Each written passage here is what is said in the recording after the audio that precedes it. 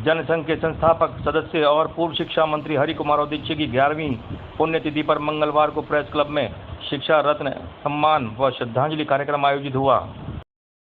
मुख्य अतिथि भाजपा के पूर्व प्रदेश अध्यक्ष एवं हरियाणा प्रभारी डॉक्टर सतीश पूनिया ने औदिच्य को स्वच्छ राजनीति का प्रतीक बताते हुए कहा कि भैरव सिंह शेखावत, ललित किशोर चतुर्वेदी, रघुवीर सिंह कौशल और हरि कुमार औदिच्य जैसे नेताओं की निष्ठा और पारदर्शिता ने ही राजनीति को जनसेवा का स्वरूप दिया, जिसके बल पर आज संगठन वटवृक्ष की तरह खड़ा है।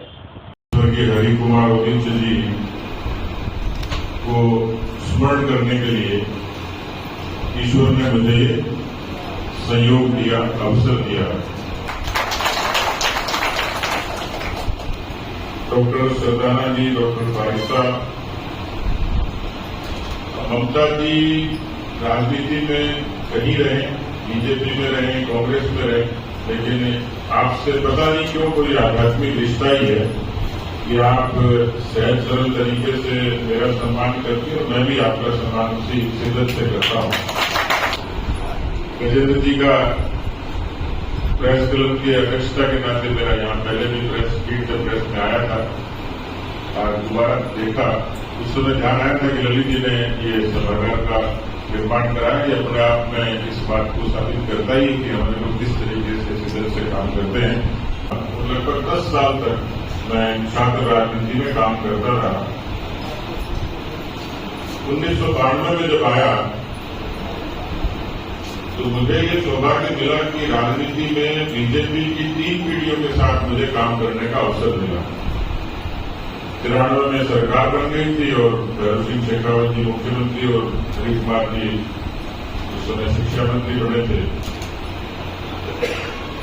भले उम्र में छोटा था लेकिन कोटा बहुत आना हुआ विद्यार्थी परिषद और युवा मोर्चे और पार्टी के काम से। तो मैं स्वर्गीय के गोयल साहब, दाऊदिया जी जोशी, हमारे हरे कृष्ण जी जोशी,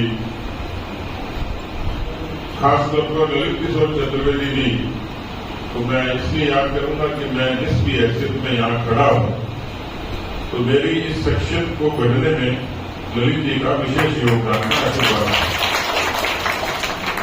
रघुवीर सिंह जी कौशल और हमारे बीच में उम्र का तो गैप खूब था, लेकिन कई बार दोस्ताना तरीके की बात भी हो जाती, उनका भी मिजाज था बड़ा जोरदार था।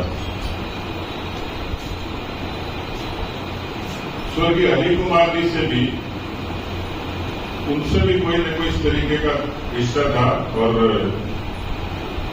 अशोक जी ठीक कह रहे थे कि ये बीच में अपॉइंटमेंट के कार्ड होते थे, क्योंकि ये जब मिलते थे मैं पूछता कि हरि कुमार जी कैसे वो याद कर रहे हैं, तो मैं उनके आवास पर अक्सर किसी न किसी प्रोसेस में जाना होता था।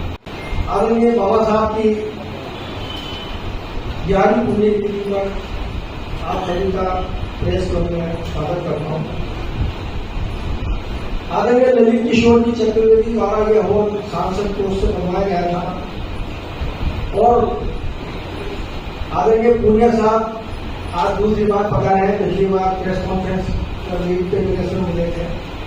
श्रीमती ममता जी का शुभकामना इसी प्रकार हमारे लिए बनी रहे, उनका अभिनंदन, स्वागत। इस अवसर पर रेखा ठाकर, माया शर्मा, सुधा शर्मा, डॉक्टर के पारिक और डॉक्टर विजय सरदाना का सम्मान किया गया। स्मृति संस्थान की ओर से आपका देते हुए सामाजिक कार्यक्रम में और जब आप पास अनिल जी पास में आ जाओ, आइए सामने। कार्यक्रम के बाद प्रेस क्लब कार्यालय में पत्रकारों ने डॉक्टर सतीश पूनिया का अभिनंदन किया। डॉक्टर पूनिया ने और पूर्व महिला आयोग की अध्यक्ष ममता शर्मा ने विजिटर बुक में अपने विचार भी दर्ज किए।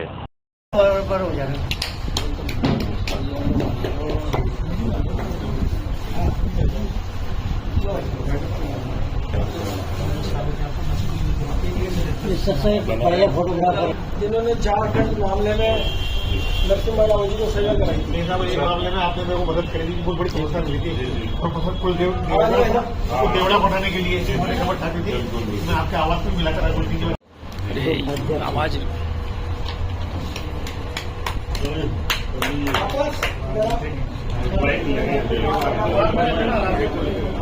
हाँ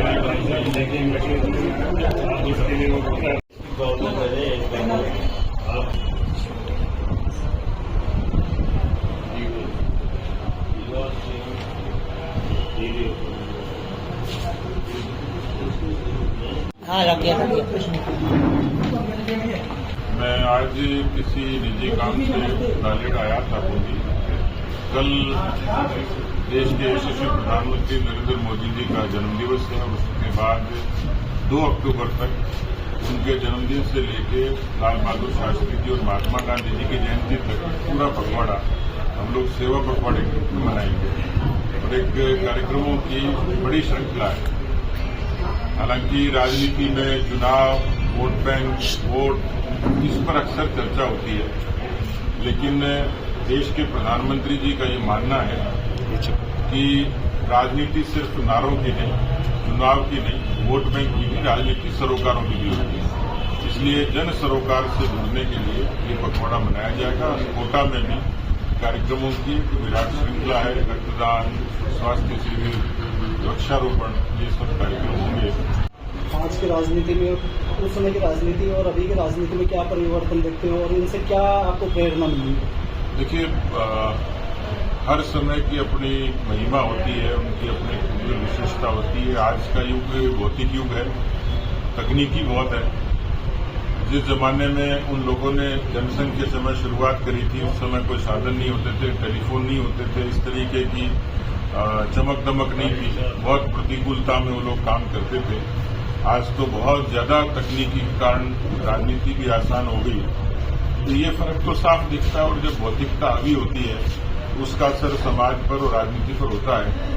पुराने लोगों के बारे में, उनकी जिंदादिली के बारे में, उनके सद्भाव के बारे में, समरसता के बारे में, उनके आचरण और व्यवहार के बारे में जब सुनते थे अच्छा लगता था। व्यक्तिगत जब उन लोगों से मुलाकात होती थी, उनके संस्मरण जब हम साझा करते थे, तो वास्तव में वो लोग इस तरीके का आइकन थे कि नई पीढ़ी को, जो बहुत तेज है, ऊर्जावान और परिश्रमी तो है, लेकिन आपस का सम्मान, पार्टी के प्रति निष्ठा और संयम, ये मुझे लगता है कि हमारे पुराने लोगों से सीखने की जरूरत है। सर, कोटा में कांग्रेस की विशाल रैली निकाली गई प्रहलाद गुंजल के नेतृत्व में, इसको लेकर बीजेपी किस तरह देखती है? क्योंकि देश में बहुत सारे सैकड़ों राजनीतिक दल हैं, उनको चलाने वाले नेता हैं, उनके आयोजन हैं, इसलिए किसी भी आयोजन की, किसी विचार की और किसी नेता की तुलना नहीं की जा सकती। मैं तो भारतीय जनता पार्टी के बारे में कह सकता हूं कि दोनों ही सरकारें जनता के प्रति जवाबदेह होकर काम कर रही हैं। दूसरे दल हैं वो भी अपना काम कर रहे हैं। फैसला जनता की अदालत में होता है। आने वाले चुनावों को लेकर आपका